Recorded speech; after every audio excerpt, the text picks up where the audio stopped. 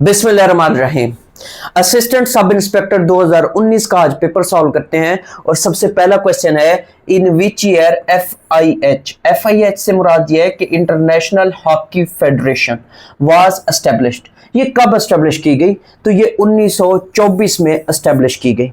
अब यहाँ पे क्वेश्चन ये क्या क्या बनते हैं उनको थोड़ा सा डिस्कस करते हैं। जब हम एफआईएच की बात करते हैं या इंटरनेशनल हॉकी फेडरेशन की बात करते हैं तो याद रखिएगा फिर क्वेश्चन ये बनता है कि इसका हेडक्वार्टर कहाँ है। इसका जो हेडक्वार्टर है वो स्विट्जरलैंड में, लुजियाना। और फिर इसी तरीके से याद रखिएगा कि असल में इसका जो ओल्ड हेडक्वार्टर वो ब्रसेल्स बेल्जियम में था। ब्रसेल्स बेल्जियम में था जिसे 2005 में शिफ्ट किया गया। कब शिफ्ट किया गया?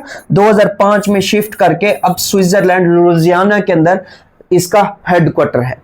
अब जब इसी एफआईएच की बात करते हैं तो याद रखिएगा कि ये फंड कहां की गई। अब क्वेश्चन डिफरेंट तरीके से आते हैं। देखें, अब इसका हेडक्वार्टर कहां है? स्विट्जरलैंड में। इसका ओल्ड कहां था? वो ब्रसेल्स बेल्जियम में था। इसे शिफ्ट कब किया गया? 2005 के अंदर शिफ्ट किया गया। अब यहां पे फिर क्वेश्चन क्या बनता है? क्वेश्चन ये बनता है कि यही एफआईएच बनाई कहां गई थी, फंडेड कहां की गई थी? वो पेरिस, फ्रांस में इसकी बुनियाद रखी गई। अब फिर क्वेश्चन ये बनता है कि इसके फाउंडिंग मेंबर्स कितने थे? तो इसके फाउंडिंग मेंबर्स जो हैं वो 7 थे। शुरू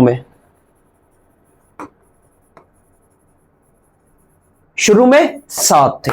फिर क्वेश्चन क्या बनता है? क्वेश्चन ये बनता है कि पाकिस्तान ने इसको कब ज्वाइन किया? तो पाकिस्तान ने इसको 1948 में ज्वाइन किया। जब पाकिस्तान बना था तो उससे अगले साल पाकिस्तान ने इसको ज्वाइन किया। अब क्वेश्चन ये बनता है कि क्या एफआईएच ने किसी ऐसे मुल्क को बैन किया है? जी बिल्कुल किया है। किसको किया है? रशिया को किया है। रशिया को बैन किया है। कब बैन किया है? 2022 में। Why? Because of Russia attacked on Ukraine, so that's why FIH banned Russia. तो रशिया को बैन किया गया है और अभी तक ये बैन है। तो ये मोस्ट इंपॉर्टेंट क्वेश्चन है। और इसके साथ साथ याद रखिएगा कि पाकिस्तान ने कब ज्वाइन किया, इसके फाउंडिंग मेंबर्स कितने हैं, और इसमें यह भी याद रखिएगा कि इसको बनाया कहां गया था। ये फंडेड देगा कि इसको फंडेड कहां किया गया, तो वो पेरिस फ्रांस में फंडेड किया गया था। ये ऑलमोस्ट 7 जनवरी की बात है कि 7 जनवरी 1924 को, 7 जनवरी 1924 को। ये मोस्ट इंपॉर्टेंट क्वेश्चंस है। नेक्स्ट क्वेश्चन की हम बात करते हैं। नेक्स्ट क्वेश्चन हमारे पास कौन सा है? नेक्स्ट क्वेश्चन हमारे पास है mister Antonio Guterres is serving as the secretary general of United Nations to which country does he belong. तो ये पुर्तगाल से ताल्लुक रखते थे और ये पुर्तगाल के प्राइम मिनिस्टर भी रह चुके हैं। ये पुर्तगाल की, ये क्वेश्चन भी एग्जाम के अंदर उसने पूछा है कि ये पुर्तगाल में क्या थी। तो ये पुर्तगाल के प्राइम मिनिस्टर रह चुके हैं। कब से कब तक? तो 1995 से लेके 2002 तक ये पुर्तगाल के प्राइम मिनिस्टर थे। और याद रखिएगा कि ये पुर्तगाल के कौन से नंबर के प्राइम मिनिस्टर थे? तो ये 113वें प्राइम मिनिस्टर थे। और इनके अगर हम पार्टी की बात करें तो इनकी पार्टी का क्या नाम है? इनकी पार्टी का नाम था सोशलिस्ट इनकी पार्टी का नाम है। और ये 113th प्राइम मिनिस्टर थे पुर्तगाल के, जो 1995 से 2002 तक पुर्तगाल के प्राइम मिनिस्टर रह चुके हैं। अब अगर बात करें अंतोनियो गुतेरेस की, तो अंतोनियो गुतेरेस 2017 से क्या है? सेक्रेटरी जनरल है यूएनओ के। सेक्रेटरी जनरल जो होता है ये असल में 5 साल के लिए चूज किया जाता है और मैक्सिमम जो है इसकी 2 टर्म्स होती हैं, यानी कि 2 मर्तबा ये बन सकते हैं। अब अगर बात करें इसी अंतोनियो गुतेरेस की, तो ये 2017 में पहली मर्तबा सेक्रेटरी जनरल बने यूएनओ के।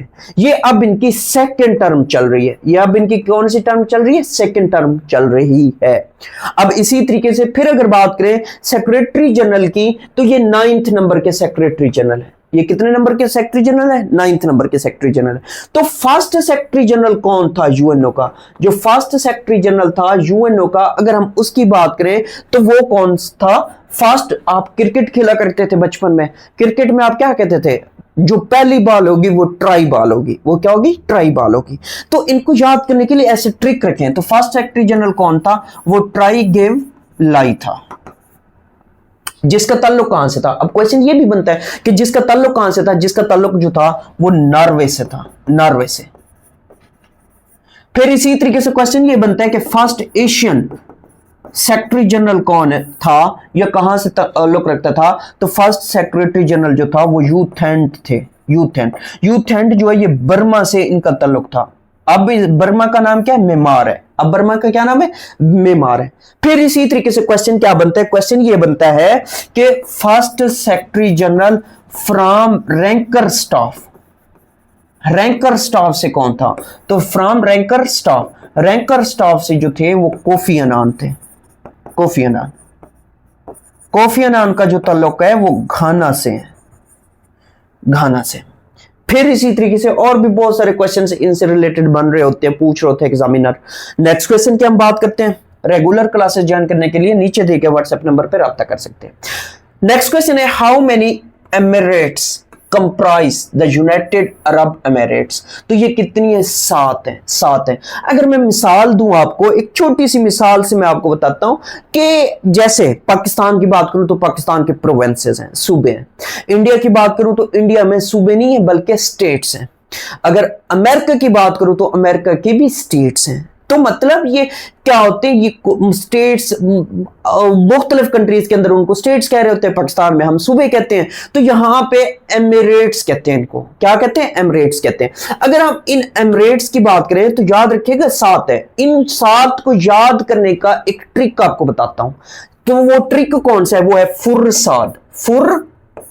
फुरसाद। साद एक लड़का है, साद एक लड़का है जो हर वक्त फुर करता रहता है, फुर करता रहता है। तो या फुर करता रहता है, तो साद एक लड़का है जो फुर करता रहता है, या फुरसाद याद कर लो आप।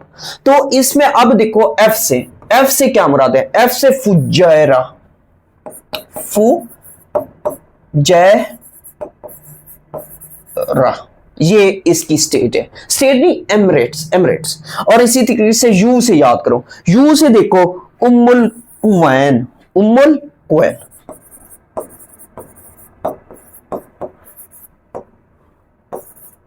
उम्मुल कुवैन। आर से देखो, आर से इसका रासुल खैमा, रासुल खैमा।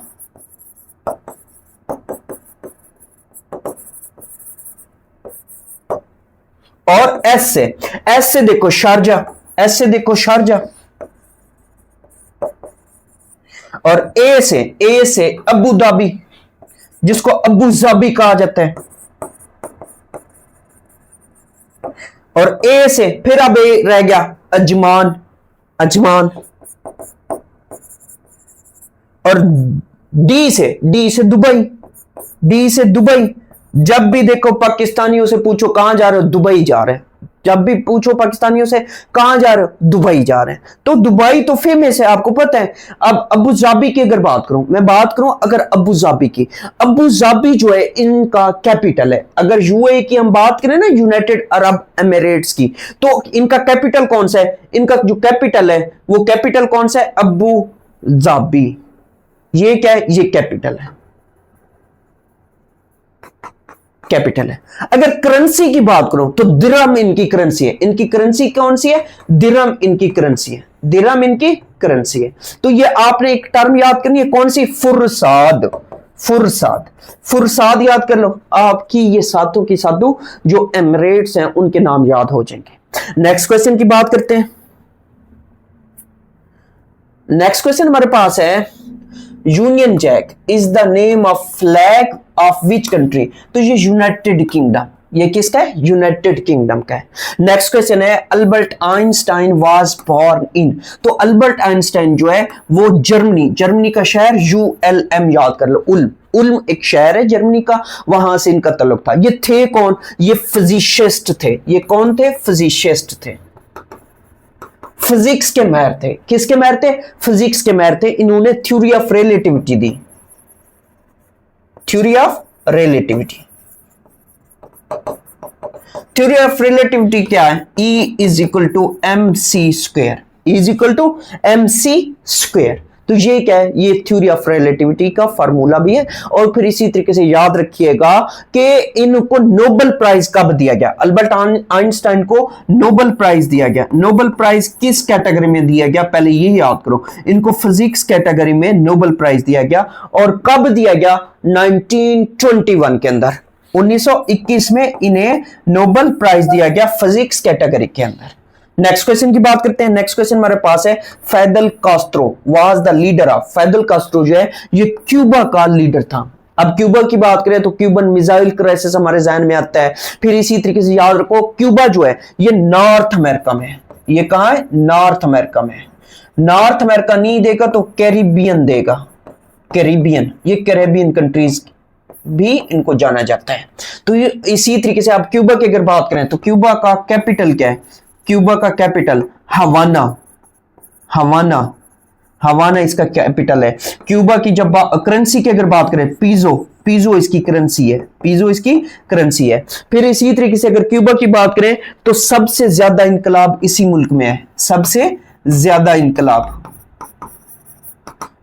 दुनिया में अगर किसी मुल्क में है तो वो इसी में है। फिर इसी तरीके से याद रखिएगा, जब हम क्यूबा की बात करते हैं तो क्यूबा के अंदर एक जेल है। जेल गुआंता नामोबे जेल है, जहां पे यूएसए ने खतरनाक कैदी रखे हुए हैं।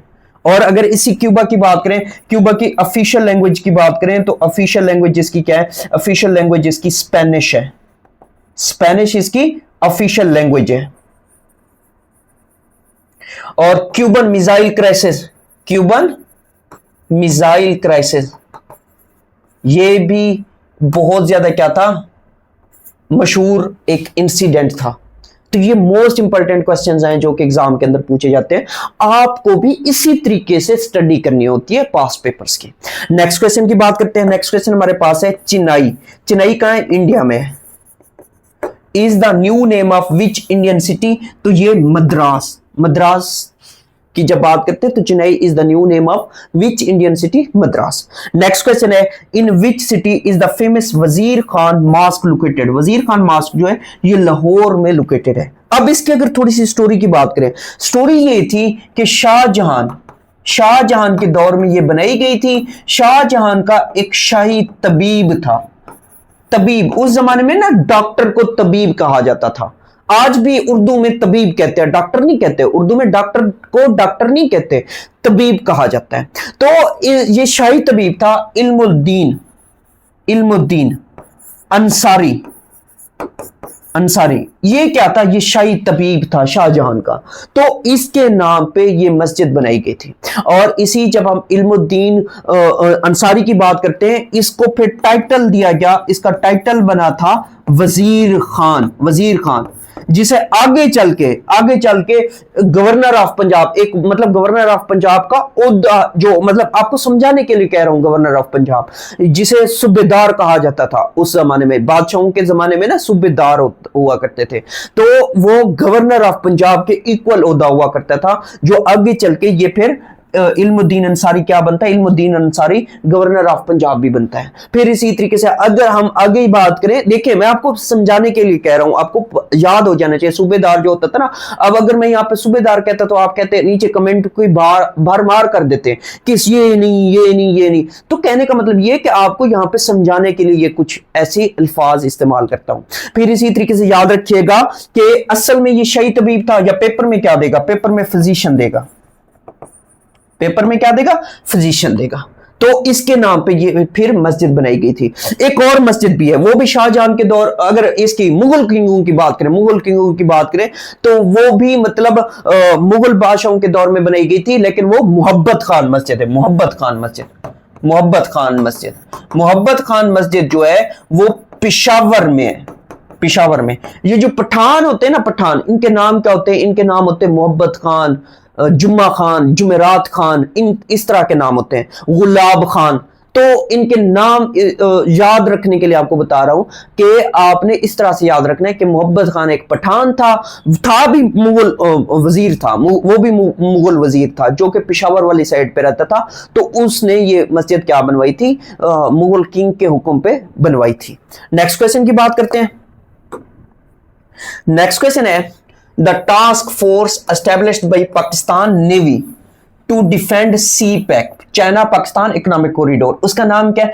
Task force 88। ये पाकिस्तान नेवी ने बनाई थी। ये कब बनाई गई? फिर क्वेश्चन ये भी बनता है, ये 13 दिसंबर 2016 को बनाई गई। कब? 13 दिसंबर 2016 को। नेक्स्ट क्वेश्चन है मोंटेगो चेम्सफोर्ड रिफॉर्म्स। ये मोंटेगो चेम्सफोर्ड रिफॉर्म्स कब है? 1919 में है। Introduced a system called dyarchy. Dyarchy, dyarchy का क्या मतलब है? दो ईवान। दो ईवान, डाई कहते हैं दो को, और की मतलब दो ईवान होने चाहिए। तो दो ईवानों पर ये मतलब मुश्तमिल एक सिस्टम इंट्रोड्यूस कराया गया था। अब इसमें अगर हम बात करें तो मोंटेगो चेम्सफोर्ड रिफॉर्म्स कब आए थे? 1919 में आए थे, जिसमें डेरकी सिस्टम इंट्रोड्यूस कराया गया था। अब मोंटेगो चेम्सफोर्ड दो बंदे हैं। मोंटेगो चेम्सफोर्ड क्या? दो बंदे हैं। एक सेक्रेटरी स्टेट ऑफ इंडिया था जिसे वजीर अमीर हिंद कहा जाता था, और दूसरा वायसराय था। फिर इसी तरीके से नेक्स्ट क्वेश्चन है head of senate is called. Head of senate जो होता है वो चेयरमैन कहलाता है। अब मौजूदा चेयरमैन कौन है? वो यूसुफ रजा गिलानी साहब है। यूसुफ रजा गिलानी साहब मौजूदा चेयरमैन ऑफ सेनेट है। और ये जो सेनेट है ये हमारा अपर हाउस है। ये हमारा क्या है? अपर हाउस है। तो फिर लोअर हाउस कौन सा है? लोअर हाउस की जब बात करते हैं तो लोअर हाउस जो है वो हमारे पास कौन सा है? वो हमारे पास नेशनल असेंबली है।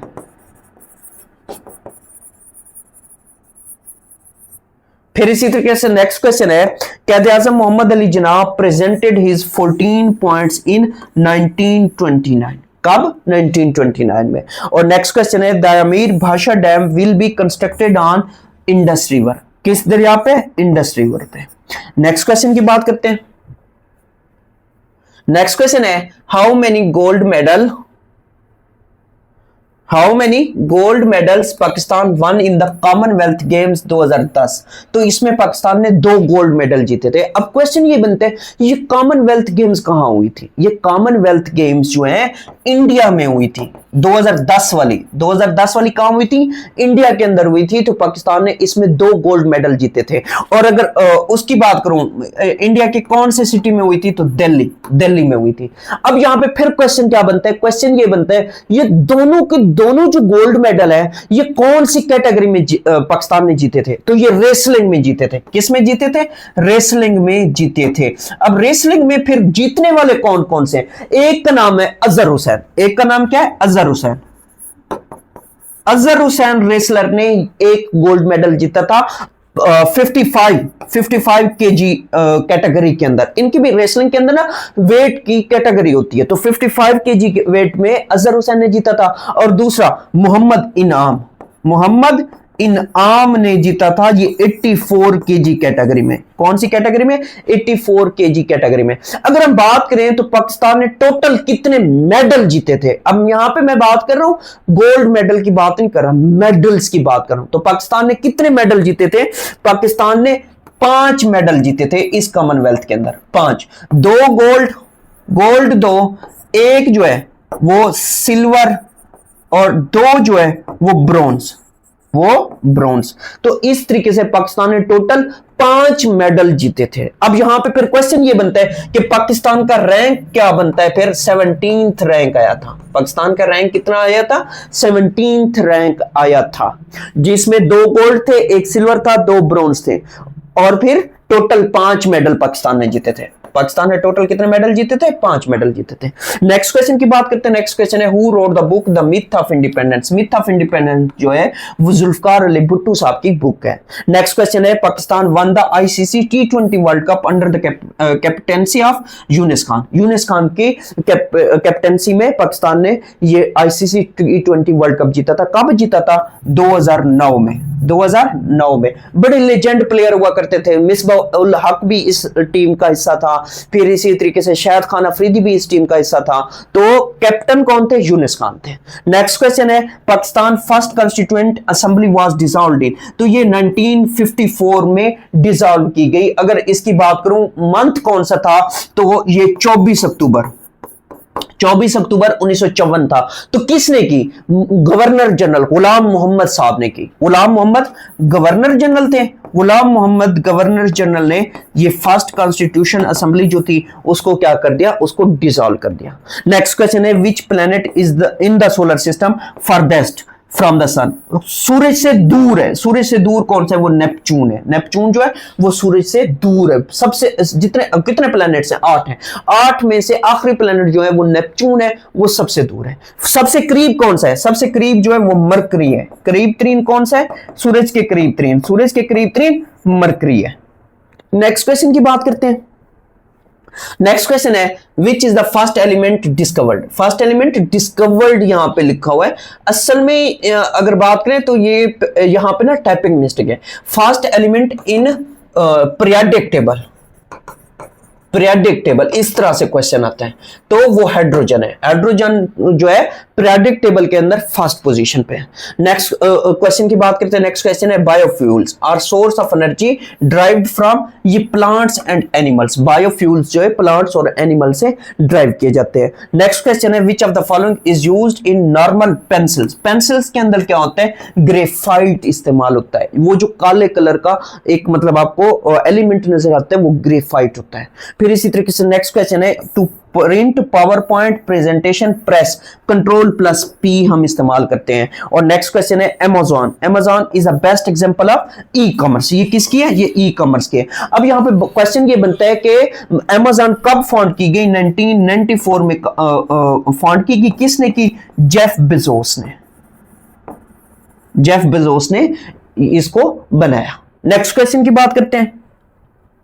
नेक्स्ट क्वेश्चन है a computer can not function without operating system. Computer operating system के बगैर काम ही नहीं कर सकता। जैसे अगर मैं इंसानों की बात करूं, हम इंसान है तो हमारी बॉडी है। अगर हमारी बॉडी में से रूह निकल जाए तो हमारी बॉडी किसी काम की नहीं है। तो इसी तरीके से कंप्यूटर की जब हम बात करते हैं तो कंप्यूटर की रूह समझ लो। ऑपरेटिंग सिस्टम क्या है? रूह है। और इसी तरीके से देखो अब ऑपरेटिंग सिस्टम नहीं है तो कंप्यूटर का जो हार्डवेयर है वो किसी काम का नहीं है। अगर रूह है और हार्डवेयर नहीं है तो ये रूह भी किसी काम की नहीं है। तो जैसे मैंने आपको मिसाल दी है इंसानी जिस्म की, तो इंसानी जिस्म में भी जिस्म और रूह का होना जरूरी है। अगर इनमें से एक चीज भी नहीं है तो दूसरी किसी काम की नहीं है।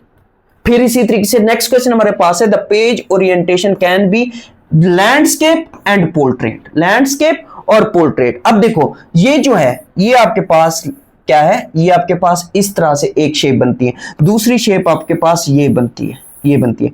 ये पोर्ट्रेट है और ये लैंडस्केप है। तो ये आपने याद रखना है। फिर इसी तरीके से नेक्स्ट क्वेश्चन है what is the full form of DSL in terms of information technology. तो डीएसएल से मुराद है digital subscriber line. Digital subscriber line. Next question है हु इन्वेंटेड कंप्यूटर माउस। तो ये डॉगलेस कार्ल एंगलबर्ट था जिसने माउस कौन सा? कंप्यूटर वाला माउस, वो दूसरा नहीं माउस, ये माउस कंप्यूटर वाला है। नेक्स्ट क्वेश्चन है in MS Word the shortcut की combination underline the selected text. जैसे ये मैं अंडरलाइन कर रहा हूं, जैसे ये मैं अंडरलाइन कर रहा हूं, तो इस तरीके से अगर अंडरलाइन करना है तो कंप्यूटर में कौन सी शॉर्टकट की इस्तेमाल करते हैं? Ctrl+U इस्तेमाल करते हैं। नेक्स्ट क्वेश्चन की बात करते हैं। नेक्स्ट क्वेश्चन है slide Salter can be accessed through view menu. Slide Salter अगर हमने देखना है तो व्यू मेन्यू के अंदर जाके हम देखेंगे। नेक्स्ट क्वेश्चन है a common name for software error is. Common name for software error is bugs. Bugs इनको हम क्या कह रहे होते हैं? बग्स कह रहे होते हैं। असल में अगर मैं मिसाल दूं बग्स की, तो बग्स को हम आम लैंग्वेज के अंदर कचरा कहते हैं। जब आपका सॉफ्टवेयर खराब हो जाता है तो उसमें सॉफ्टवेयर में कोई ना कोई कोडिंग का इशू आ जाता है जिसकी वजह से आप क्या करते हो? उस कोड को ठीक करते हो या उस प्रोग्राम को रीइंस्टॉल करते हो जिसको हम डीबगिंग कह रहे होते हैं। तो बग्स क्या है? बग्स जो है ये कचरा है।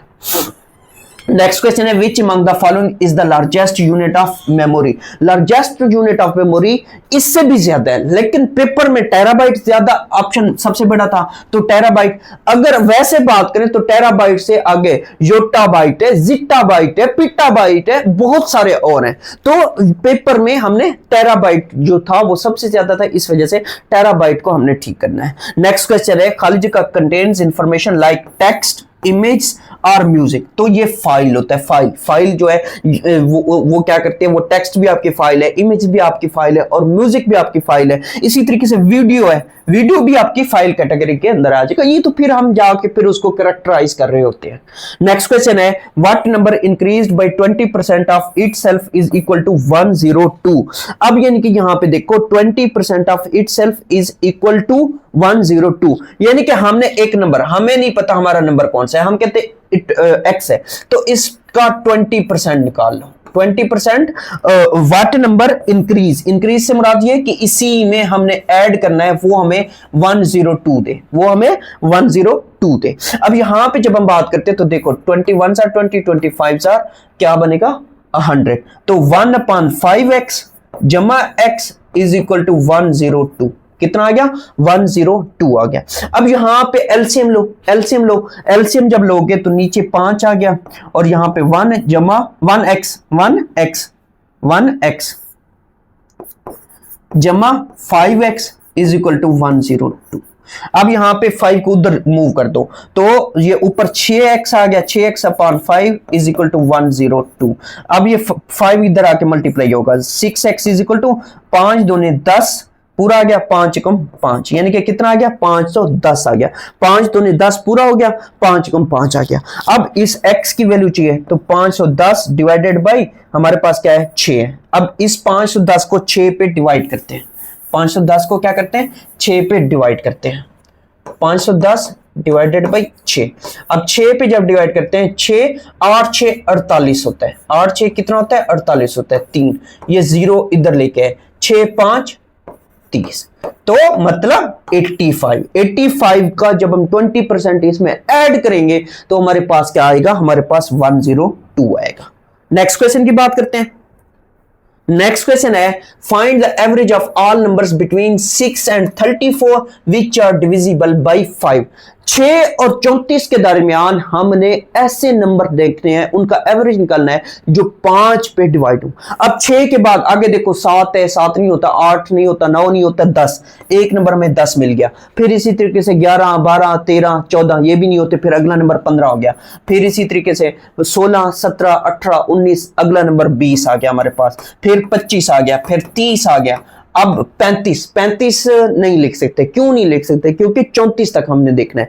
तो इनको ऐड कर लो, 10 जमा 15 जमा 20 जमा 25 जमा 30, इनको ऐड अप कर लो और डिवाइडेड बाय कर दो किस पे 1 2 3 4 5 पे।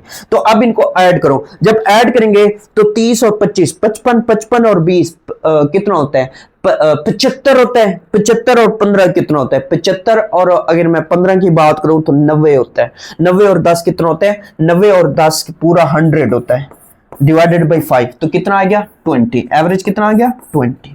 तो ये इस तरीके से क्वेश्चंस होते हैं। उसके बाद नेक्स्ट क्वेश्चन है सॉल्व 30% ऑफ 3300। 30% ऑफ 3300 इनको कैंसिल कर दो, 33 को 30 से मल्टीप्लाई करो तो कितना आता है 990 आता है। ये इसका राइट आंसर है।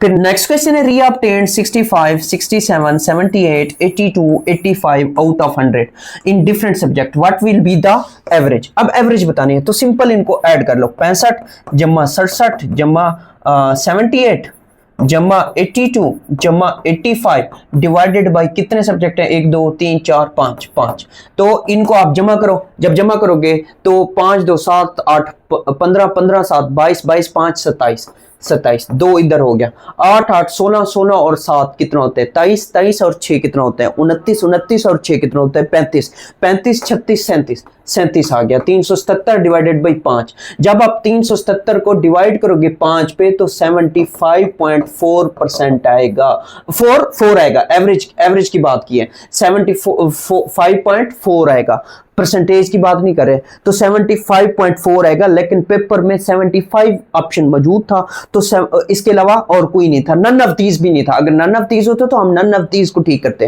तो इसी वजह से 75 इसका राइट ऑप्शन बनता है, जबकि एक्चुअल कितने बनते हैं, 75.4 बनता है। नेक्स्ट क्वेश्चन है बाय कन्वर्टिंग 75% इनटू फ्रैक्शन। अब इस क्वेश्चन को कैसे करेंगे, देखो 75% है, 75 डिवाइडेड बाई 100 करेंगे। इसको हमने क्या करना है, फ्रैक्शन में लिखना है। जब फ्रैक्शन में लिखना है तो कैसे लिखेंगे, 25 3 75, 25 चौक 100, तो 3/4 ये इसका राइट आंसर बनता है। नेक्स्ट क्वेश्चन हमारे पास है, इफ ए रेशो बी इतनी है हमारे पास एंड बी रेशो सी इतनी है, देन फाइंड ए रेशो बी रेशो सी। इसको जब भी करो तो एक क्वेश्चन याद रखना कि जो भी इनमें कॉमन हो, इसमें और इसमें जो भी कॉमन हो वैल्यू, उसको आपने मिडिल में रखना है। अब कौन सी कॉमन है, बी कॉमन है, क्योंकि बी इधर भी है इधर भी है, तो बी आपका क्या आ गया, सेंटर में। इसके बाद ए और सी रह गया। ए और सी को जैसे अल्फाबेटिकल ऑर्डर होता है, इधर ए लिख दो इधर सी लिख दो। अब देखो ए रेशो बी कितना है, ए रेशो बी जो है वो 2:3 है। कितना है, 2:3। ये आपने पुट कर लिया। अब अगली वैल्यू बी रेशो सी। अब बी रेशो सी इधर नहीं लिख सकते, नीचे लिखेंगे। 4:3 है, 4:3 है। अब इनको क्या करो, इसको इसके साथ मल्टीप्लाई कर दो, इसको इनके साथ मल्टीप्लाई कर दो और इसको इसके साथ मल्टीप्लाई कर दो। 2 चौक 8 होता है, 8:4 3 12 होता है, 12:3 3 9 होता है। तो ये आपके पास आंसर आ जाएगा। या एक तरीका और भी है, वो क्या है, वही आपने सेंटर में रखना है, इधर सी इधर ए। अब देखो 2:3 है, 2:3 है, और ये कितना है, 4:3 है, 4:3 है। अब यहां पे आप क्या करो, मिसिंग वैल्यूज देखो, यहां पे मिसिंग है, यहां पे भी मिसिंग है। अब आप इनके लेफ्ट और राइट को देखो, लेफ्ट और राइट को देखो। इसके लेफ्ट में देखो कुछ नहीं है, इसके राइट में देखो 4 है, तो यहां पे 4 ही पुट कर दो। और इसकी जब बात करते हैं, इसके राइट में कुछ नहीं है, लेफ्ट में है, लेफ्ट में क्या है, 3 है, इधर 3 पुट कर दो। अब इनको आपस में मल्टीप्लाई कर दो, आपस में मल्टीप्लाई कर दो। 4 दूने 8, 4 3 12, 3 3 9, तो वही चीज आपके पास आ गई। तो मतलब उस तरीके से करो, इस तरीके से करो, आपकी अपनी मर्जी है। नेक्स्ट क्वेश्चन की बात करते हैं।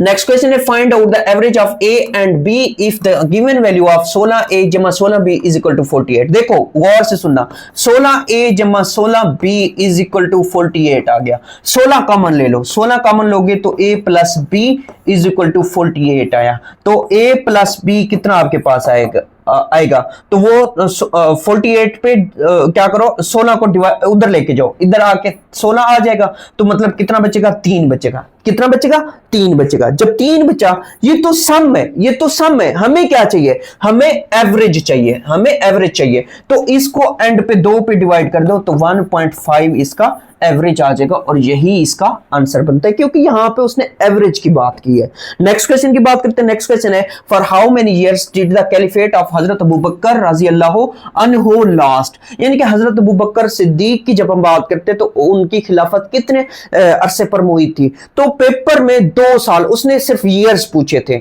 असल में 2 साल से ज्यादा थी, तो 2 ईयर्स इनका राइट ऑप्शन बनता है। नेक्स्ट क्वेश्चन है, which pillar of Islam is declared as armour. Armour कहते हैं ढाल को, तो सोम, रोजा या फास्टिंग, ये इसका राइट ऑप्शन बनता है। नेक्स्ट क्वेश्चन है, सूरा अल कौसर इज द शॉर्टेस्ट सूरा of the Holi Quran, the number of its versus is. तो ये 3 है। सूरा कौसर जो है सबसे छोटी सूरत है, और उसमें 3 आयत हैं, वर्सेस या आयत।